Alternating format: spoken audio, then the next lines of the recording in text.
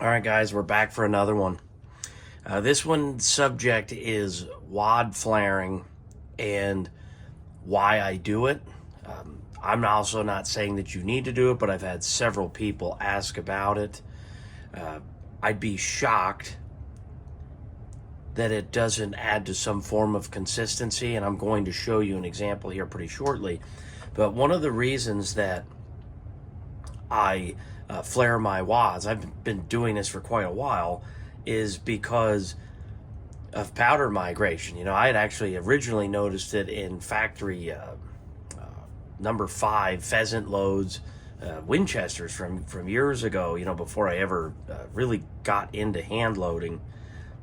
And I had noticed it, and I kind of thought, I was like, man, that just doesn't quite seem right. So long story short, you know, start learning a little bit more about shot shells, start shooting a whole lot more, getting more familiar with everything, and you know, and understanding straight wall and tapered wall. So going back to that tapered wall and straight wall, I was on a podcast, Travis P11's channel, probably pre-COVID. So you know, you're probably talking 3.5 years ago or so. And they had a shot shell episode, and they wanted me on there to give them a hand and on reloading and explaining just kind of the basics of it. But anyways, I had cut a straight wall hole and a tapered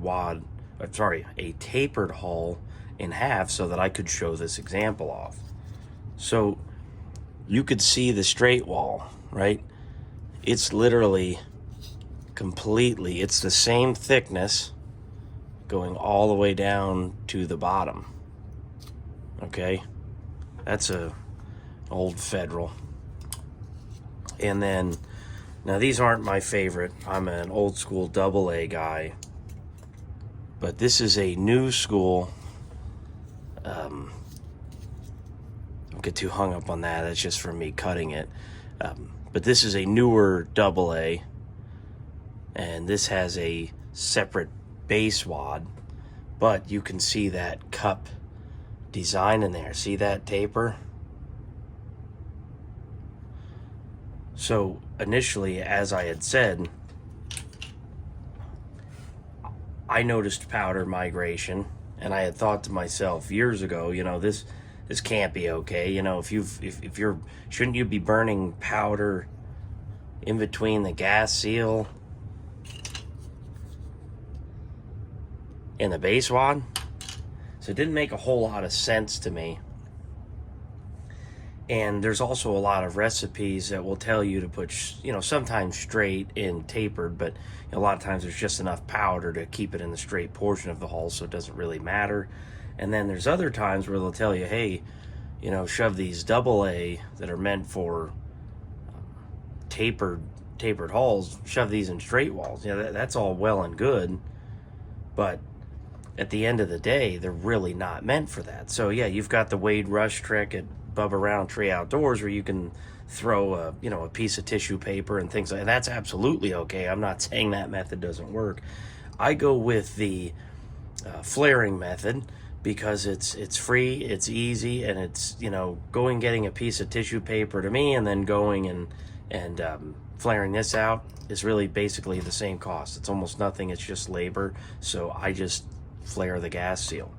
But what I'm going to do is just show an example of powder migration and how simple it actually does happen.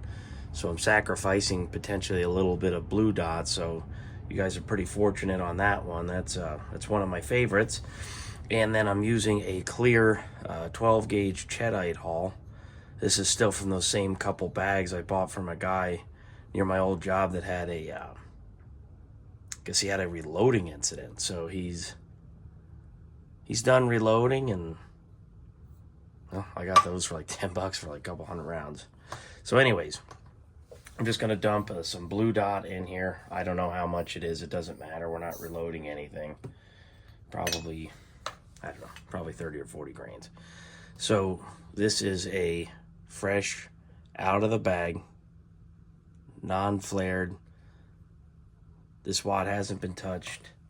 This is a very Very old bag of wads. Yep, $4.99. Good luck with that today. So, anyways, if I put, I mean, you could see this just falls in. Just literally just falls in. So let's watch something here real quick.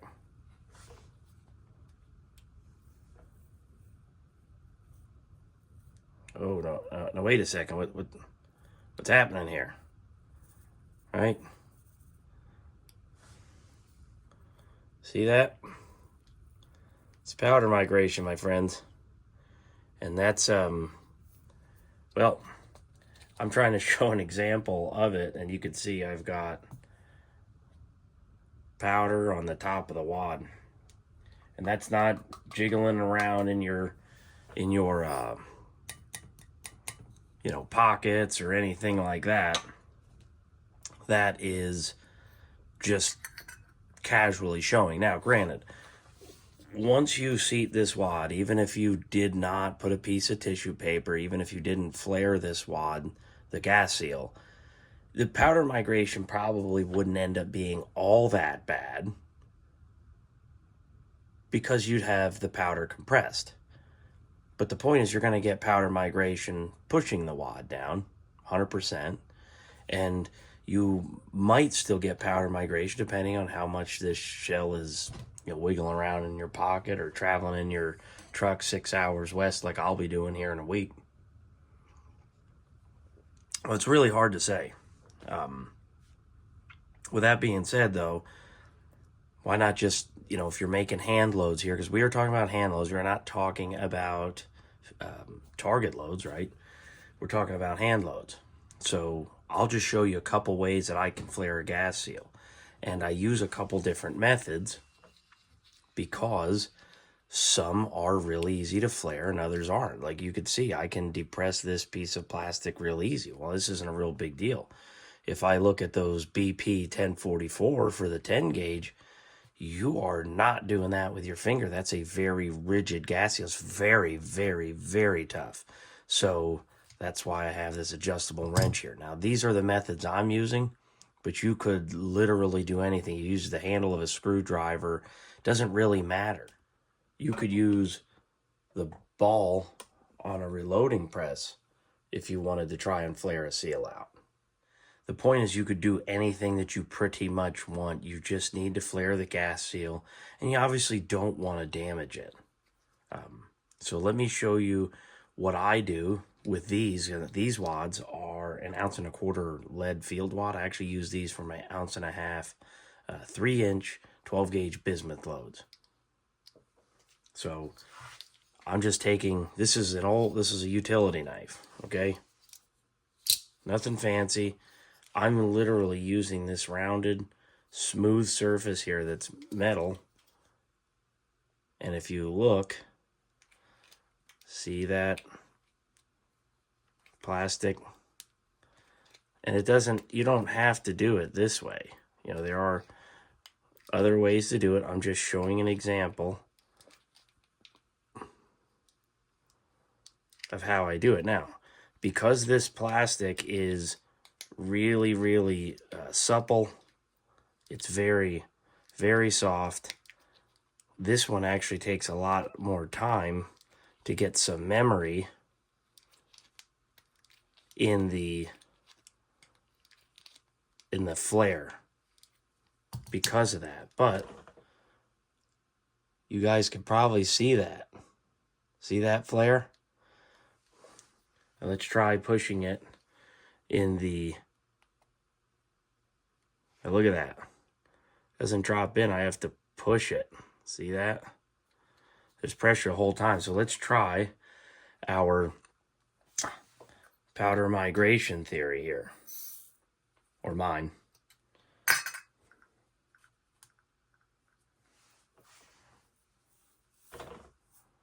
Look at that.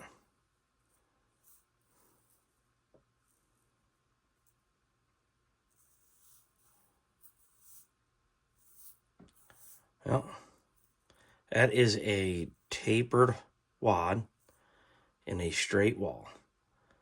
Kind of feel like you're going to Dairy Queen, you know, you get in a blizzard and they always have to turn it upside down to show you, right? So that's it. Look at that. No powder migration. I could hold this upside down. All right, let's try some 20 gauge and 10 gauge real quick. So this is a Fiocchi 2 3/4 20 gauge. So even though this is a straight wall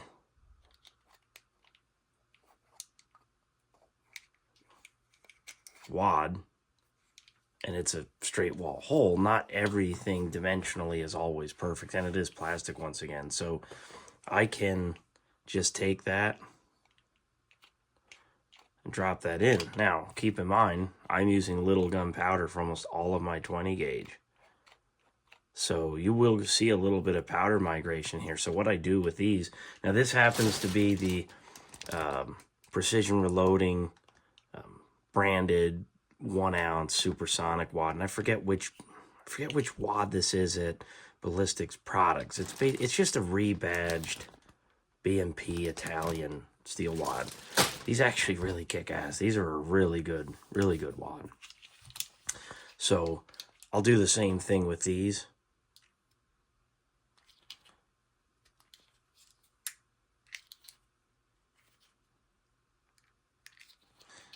Now these flare real easy. See that? And it's okay if you overdo the flare a little bit. Now look at that. Doesn't drop in. Needs pressure the whole time. So that's worth doing, in my opinion, when you're making these type of field wads. Now at some point I'm going to work on something that goes in a drill press. My brother's got a lathe at his house, so I'll turn something on a drill press that I can use that can just flare I just hold the wad up against it and flare the gas seal out automatically. Plan on doing that here in the off season, so I'll worry about that at another time. But right now I'm just doing everything by hand. And so here's a TPS wad from BPI. It's 2 3/4.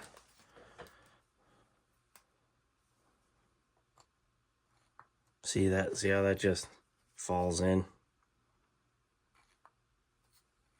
Now, it's a decent fit, and I'm not saying you'll get a lot of powder migration, but, you know, if you're worried about it, you can just, you know, use the method that I'm showing. You know, you can also use, look at that, not falling in now. I got to push that in.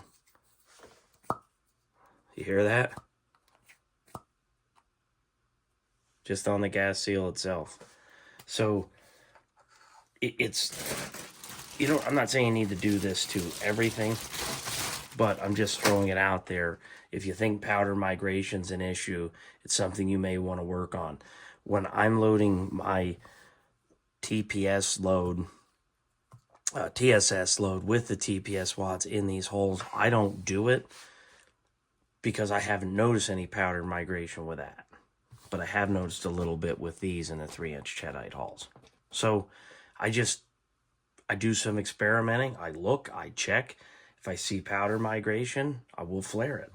Here's another one I flare in the 12 gauge. This is the Precision Reloading 3-inch. These are a really hard plastic wad, so you'll want to put it against a hard metal surface, probably like this. So here's a 10 gauge Cheddite with a new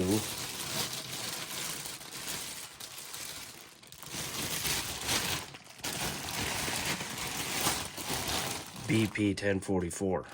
These are so far turning out to be awesome in the 10 gauge 2 ounce bismuth loads that I've been making. I've been really happy with them. Killed 10 birds this season with that, so I'm pretty happy with it. So if you notice, just falls in. And if you look in there, you could see a gap. See that? That's a big one too. So now these are a real hard plastic. They're a really durable wad. So if you watch any of my 10 gauge, my recent 10 gauge loading video, I show this on there, but we'll go over it anyway. So I'm just going to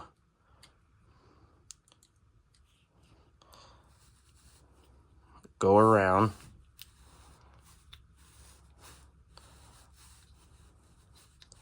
This is, like I said, it's a real hard plastic, so you just have to play with this. Like, I can't 100% tell you how much you need or you don't need.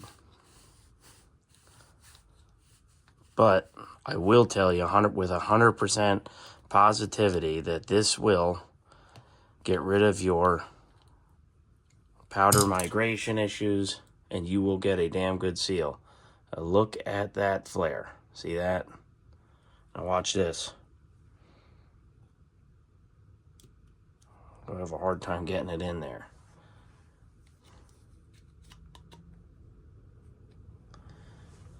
So that is the flared. That's the flared wad. And then let's grab a new one.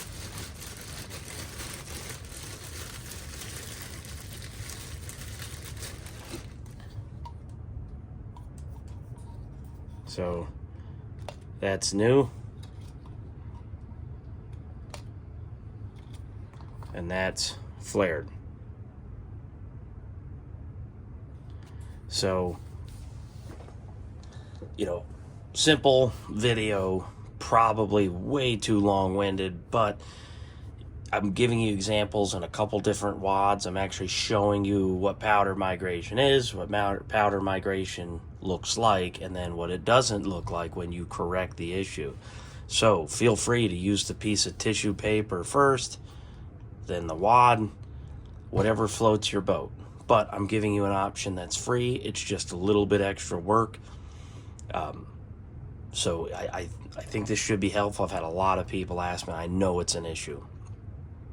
I wish there was more topics about it, but it just doesn't seem like maybe people know or maybe quite understand or know to ask the right questions. And I think there's also a lot of people getting into hand loading, which is a good thing.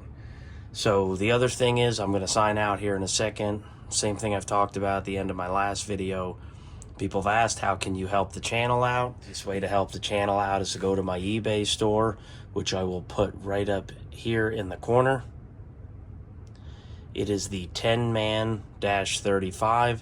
I sell 3D printed reloading solutions, all kinds of different stuff to help you there. I even have some shot on there. If anyone's interested, it's really for purpose of helping the channel, right? And that's the purpose. I don't have a Patreon. Don't even think I'm ever going to go that route. I'm monetized through YouTube. I'm confirmed, but there's probably no money to make, is my sneaking suspicion. And it's really not about making money and quitting my full-time job. It's really about trying to get some money to fund things like this for load development, this, you know, all of that is out of my pocket. So I am, you know, the purpose of the channel still exists for the same reason it started, and that was initially to help people out. You know, I didn't even expect that I'd still be doing this over 2 years later. My very first Browning 10 gauge video exists because I was on a 10 gauge forum. I had solved some problems with my 10 gauge, and people just said, hey, who cares? Make like a generic video, put it on YouTube, and you can just set it as private, and then just our group can look at it. And then what happened was I just never put it on private, ended up getting a couple thousand views. So I figured, you know, what the heck, why not just kind of stick with it, right? And like I said, purposes of helping people out, and I'm doing a lot of stuff that other folks aren't doing, or they end up doing after I've done it, which is okay as well. At the end of the day, If you'd like to help the channel out, eBay's the best way to do it. Keep in mind, I'm not making a killing on eBay, but it's enough to, you know, kind of keep these hobbies going. So like I said, I appreciate everybody watching. If you have any questions, just shoot them down in the comments and we'll kind of go from there.